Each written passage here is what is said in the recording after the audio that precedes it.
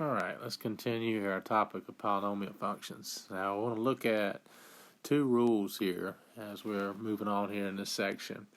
Now these two properties I call my conjugate properties. Let's read through both of them. With complex zeros, it says given a complex number, which is a number of the form a plus bi, so remember adding multiples of I forms a complex number, which we discussed earlier this semester. If a number a plus bi is a zero, the polynomial, it states that its conjugate, which would be its opposite, which would be a minus bi, is also a zero, the polynomial. So again, in polynomial functions, we're dealing with complex numbers. If we have a complex number as a zero, its opposite or conjugate will also be a zero. Same thing holds for square roots that are irrational. So it states here, given some real number b is not a perfect square, if a plus c square roots of b is a zero, then again it says its conjugate, a minus c square roots of b, the opposite, is also a zero. So again, this is like the square root of 3, for example. It's an irrational square root. Well, its opposite, square root of 3, would also be a zero. So again, that's a rule there we're going to have to remember as we're creating these polynomial functions. And they come into play in these next two examples. It says here in example A, to find a polynomial function of lowest degree. All right, so that's the key word there, lowest degree possible, with rational coefficients that has the given numbers as some of the zeros. Now, the first number, 0, is this real number 3. And then we also have the number negative I. So there's two different zeros. Now, one of these zeros is one of our special cases.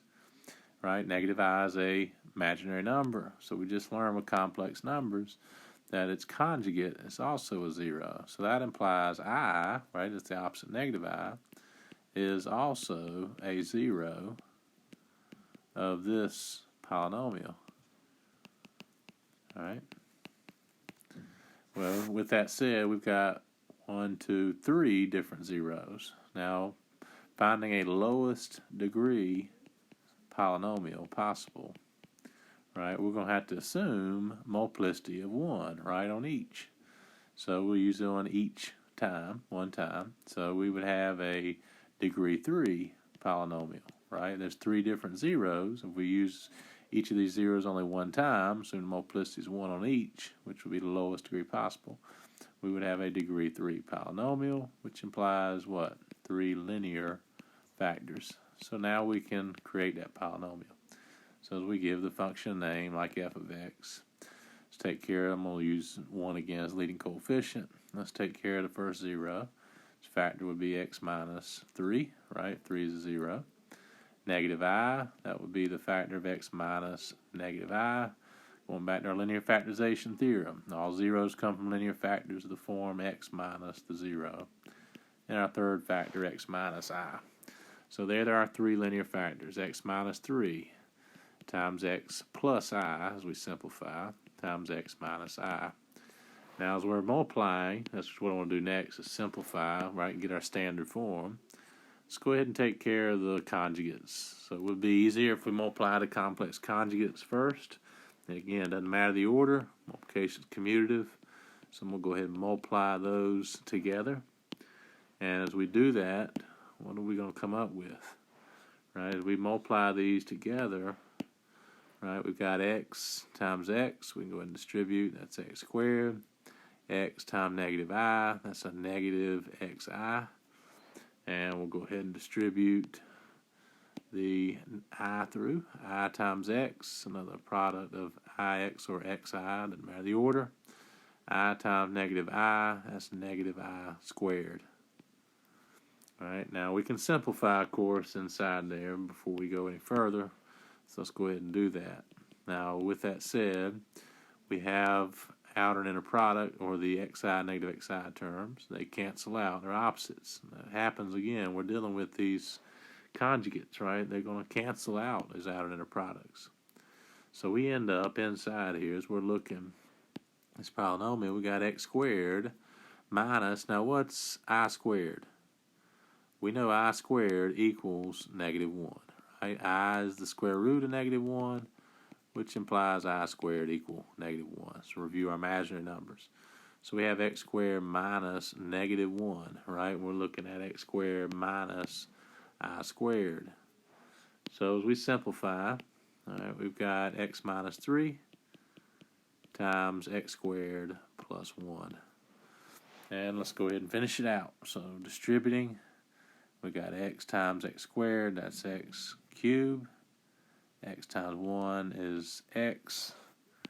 And as we take the negative 3, distribute, negative 3 times x squared, negative 3x squared, negative 3 times 1, negative 3. So in the end, our cubic polynomial, our lowest degree polynomial possible, degree 3, we came up with x cubed minus 3x squared. We'll put it in standard form, descending order, plus x minus 3. So there's our function, f of x. Right, there's our degree 3 cubic polynomial. Now, let's take another example. Let's go ahead and finish this one off. All right, as we look at example B, right, what do we have in example B? We've got 2 zeros given. Well, you'll notice with both of these zeros, they're our special case, right? We have the irrational square root and the complex number. So we need to go ahead and include their conjugates. So we know that square root of 2 and negative 4i will be zeros, right? There are also zeros of this polynomial function. All right, now let's go ahead and create it. Now, assuming lowest degree, we're going to use each zero only one time, right, to create a degree 4 polynomial, because we got now 4 different zeros. So let's go ahead and write out our 4 linear factors for the degree 4 polynomial. So again, what is the lowest degree possible? Let's go ahead and state that before we begin. It would be 4, right, because of the 4 different zeros involved, and assuming multiplicity of 1. So negative square root of 2, I'm going to write its factor. That's x minus negative square root of 2, and I'm going to go ahead and simplify that, x plus square root of 2. And square root of 2, which is a factor of x minus square root of 2, again, x minus the 0. And 4i, its factor is x minus 4i. And negative 4i, which is x minus negative 4i, which is x plus 4i. So there are 4 linear factors. And again, we've used a leading coefficient of 1. Now, this one might look like it'll be a little longer to multiply, but it's not too bad because we have 2 sets of conjugates. So that makes it a little easier and simpler to multiply. Let's go ahead and do that. Well, x times x, let's go ahead and take care of these first 2. We'll have an x squared, x times negative square root of 2. That's negative square root of 2x. And now as we distribute the square root of 2 through, we got the square root of 2 times x, which is square root of 2x. Square root of 2 times negative square root of 2.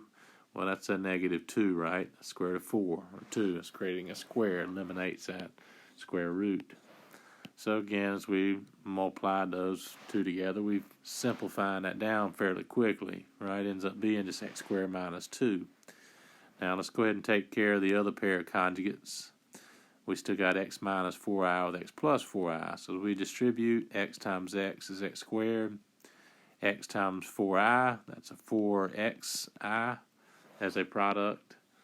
And now as we take the negative 4i and distribute negative 4i times x, negative 4xi, negative 4i times 4i, negative 16i squared. And again, we know I squared, right, simplifies to negative 1. So let's go ahead and reduce that as we simplify inside these brackets.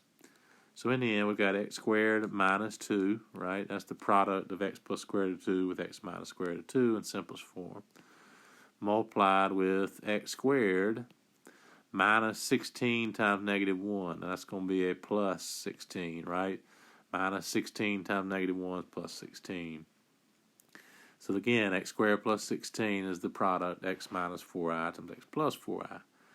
And now our last step, multiply these 2 quadratic factors. X squared times x squared, there's our x to 4th leading term of the degree 4 polynomial. X squared times 16, that's 16x squared. Let's distribute the negative 2 through. As we do that, we've got negative 2 times x squared, negative 2x squared. Negative 2 times 16 is negative 32. Now, any like terms? Yes, we have some like terms, so let's go ahead and combine those.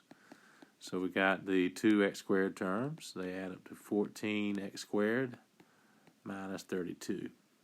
There it is. There's our degree 4 quartic polynomial. This is the lowest degree polynomial possible based off those two given zeros. Now, we were missing 2, because both of them were a special case. But be careful with that, with conjugate properties with these polynomial functions. So again, I hope this helps.